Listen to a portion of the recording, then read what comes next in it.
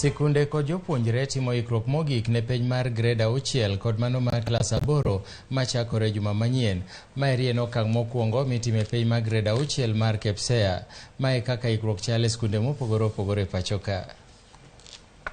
I'm in grade 6 and I'm so happy today that we're doing rehearsal.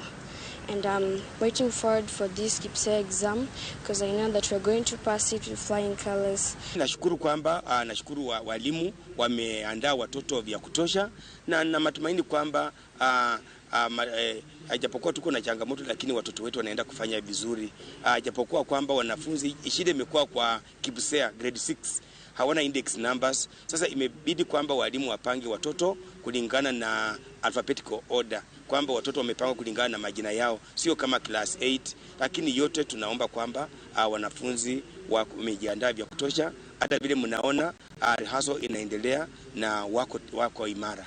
Changamoto ya pili ambayo tunatarajia itakuweko ni kwamba hii mtihani kwanza inaanza wakati mmoja, KCP na KPSEA zinaanza pamoja. Lakini wakati wa kumalizika, KPSEA inatangulia kumalizika karibu 1 hour earlier than class 8. Sasa itabidi kwamba tuwafunze watoto milio mbalimbali ya kengele ili KPSEA wakisikia hii wajue kwamba ni yao. Class 8 wakisikia hii wajue ni yao.